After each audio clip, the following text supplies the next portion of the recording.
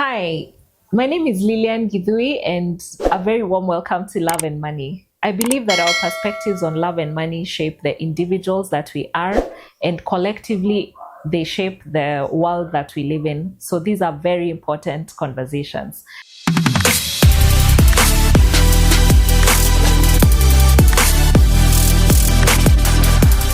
We are shooting at Amka Cafe, which is a premium wining and dining place, or just a place you can come and have a quick lunch if you're in the area, if you're in the CBD. It is on Lonro House. It is in Lonro House off Standard Street in the Nairobi CBD, otherwise known as Tao. You can host friends or a private meeting in one of their private rooms, whether it's the wine room or the whiskey room. And you can just come in here and have a good time. They've got the best coffee ever. Come check it out and let me know how you found it. Have you ever asked yourself, is there more going on than what I can see with my bare eyes or what I can feel on my skin? Is there more going on than what is at face value?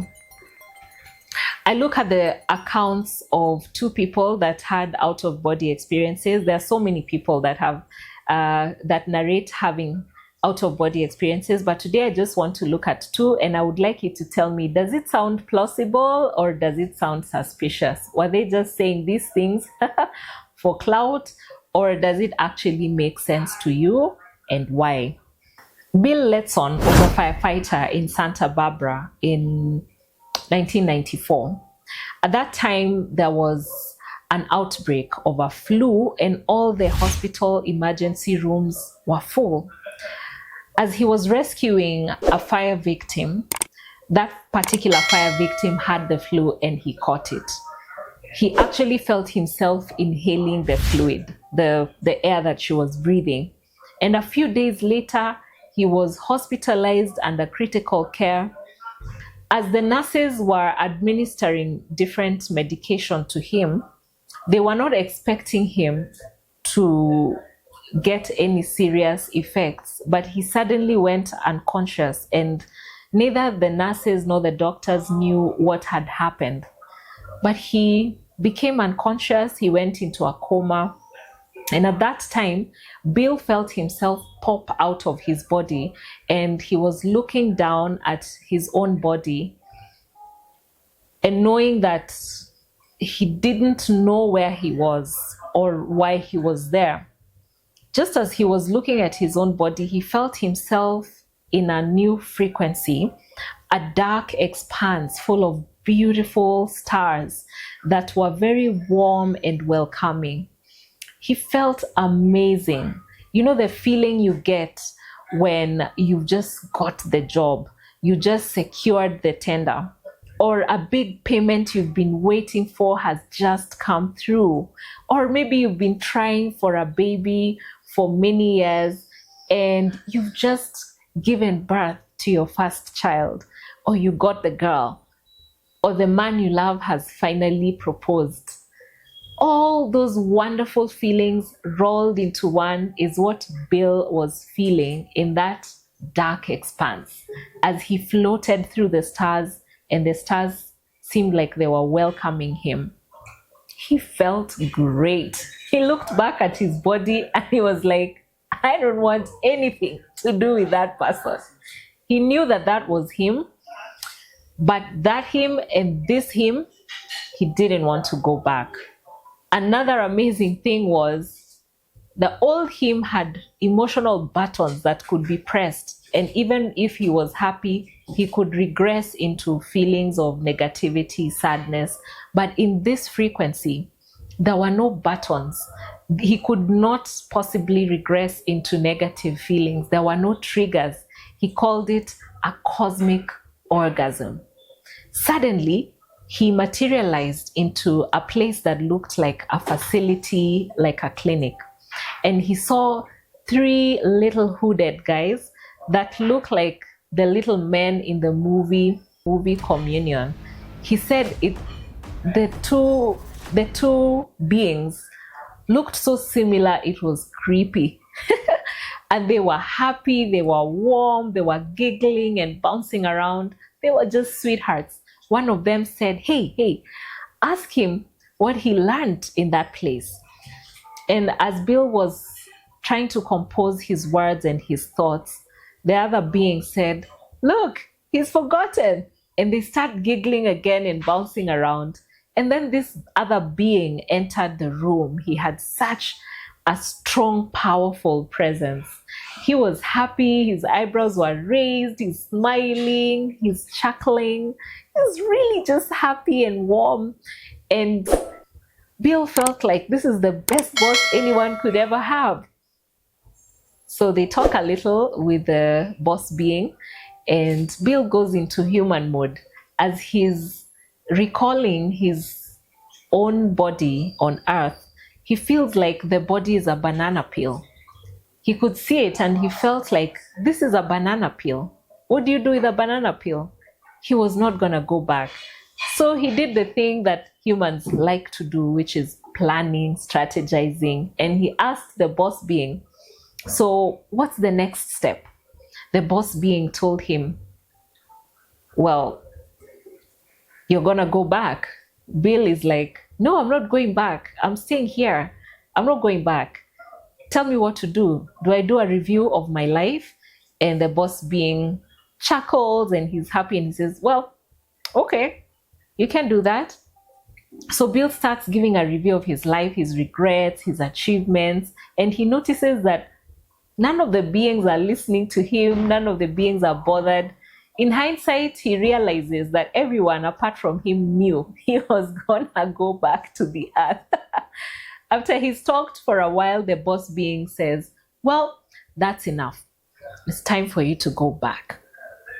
So Bill is protesting, but he doesn't have enough time to bargain. He already finds himself inside this dark frequency that was very unpleasant, and just a place that you don't want to be. Then he comes back to his body and sees his wife there. And the wife is so happy that he's back, and he's so sad that he's back. He was grumpy for a long time until the wife told him something that set him free. The wife told him, I know you are in this wonderful place, but guess what? You're going to have to suck it up. You're here now. That is something that has often been said by spiritual teachers who say before enlightenment, chopping wood and carrying water. After enlightenment, chopping wood and carrying water. So the next phase that Bill went to was reflection. What was the wonderful frequency, and what was the significance of the unpleasant frequency? The wonderful frequency, according to Bill, is the eternity we create through actions of love, compassion, kindness. It's a high vibrational frequency, a high vibrational experience for our spirits. And the unpleasant frequency is the eternity that we create with our low vibrational decisions. Decisions made out of malice, hatred, vengefulness, pain, disappointment. All those decisions, they create an unpleasant experience for our spirits. One more thing he noticed about that experience is that it felt eternal, but once he sorted things out, it would end. So if he came back on earth, and this was just a knowing that he had, that if he came back on earth and rectified some of the mistakes, dealt with some of the negative feelings that he had that were causing him to make negative decisions, he knew that that eternity would be destroyed and he'd only be left with the good eternity. The last thing that he said that stood out for him was that death is not how we see it. We fear it, we think it's a bad, dark thing. But death, he says, is a 10 million% upgrade. You go into a frequency, a version of yourself that is very highly functional. The body is very limiting. And so he was saying, according to him, that death is an upgrade. What do you think of that? Is it plausible, or is it just grandmother's tales? Just before I end this episode, let me share with you another narration by a lady called Penny Whitbot. Penny Whitbot was a nurse, and she had an allergy to a certain type of fish, but she had not had a reaction for a long time, so she believed that she had outgrown it. But one day, all of a sudden, she got that allergic reaction, and she checked herself into hospital. Unfortunately, the medical practitioners at the hospital took a bit too long to admit her. They were not noticing that she was actually struggling for real. So by the time they were taking action, she was really out of breath. She had had anaphylaxis. She was really out of breath, and they intubated her and put her into critical care, but she became unconscious. When she became unconscious, the first thing she saw was herself, her body, but she couldn't recognize herself. The next place that she materialized inside of was the back seat of her sister's car, who was driving in the pouring rain very fast, looking very frazzled, wearing very mismatched clothes. Penny was like, why is she wearing such clothes? And the sister pulled out her phone at one point and texted her daughter on Facebook that, hey, hang in there, I'm coming. After that, Penny finds herself in a dark expanse. And that dark expanse is unpleasant, it's lonely, it's nondescript. She can't describe it. She tries to move forward, and then she gets tired, so she falls asleep, she wakes up. And as she was reflecting about that dark expanse, she said that the most outstanding feature was that time there was very different from time on Earth. Although in reality, she only was there for a few minutes to a few hours, in hindsight, the feeling she got was that that could have been 10 years. The time was very expansive and eternal and unlimited. But she was lonely, and it was an unpleasant experience, and she couldn't get out. As she was reflecting, she felt that the energy in this place felt similar to the way she had built walls around her so many years after her divorce. Her divorce broke her, crushed her, and she built walls around her. She got into a grind. She got into a predictable life where she was working and providing for her son and providing for herself, but she was effectively locking people out of her heart and out of her life. And so that was what she was thinking about when this interesting, very beautiful spirit found her. And the spirit had beautiful orange hair that partly looked like it was adorned with some flicks of fire. And this being is just lovely and took her into a warm hug, and she felt so much love around her. She felt so much love, and she just wanted to cry. And as she looked at this spirit, she realized it was her grandmother. So she asked the grandmother, am I dead? And the grandmother laughed with so much compassion and said, you're in the in-between. You're in an in-between. You're not yet dead, but you're not alive. So this is an in-between. So she begins to weep and to cry, and the grandmother tells her, calm yourself, dear one. And those words felt to her like medicine, like a chemical that healed her of years of pain that she had been stuck in. After that, the grandmother's spirit disappeared, and now she was alone, but she began to feel a rumbling rambling across eternity, rambling across anything that is and ever was and ever will be. And then this being appears to her. And she doesn't see a person, but the being tells her, I am. Penny's intrigued and captivated and amused. She says, that's the stuff. What? You just come here and tell me you are? And you are. She was so happy in his presence, and she felt so much love coming out of him and feeling her inside and outside and through her. And she felt like that love was overwhelming and just healing her. It felt like the love of a father. Also, she felt like this being had both feminine and masculine energy, but the being felt more like overall a masculine energy, a masculine being. Interesting description, huh? So she begins to have a conversation with I am. And I am tells her, I'm going to show you all the good and all the bad that you've done so that you understand. And the good that I am was showing her was very much unlike what she expected. She was expecting it to be her achievements, the things that people had clapped for her about.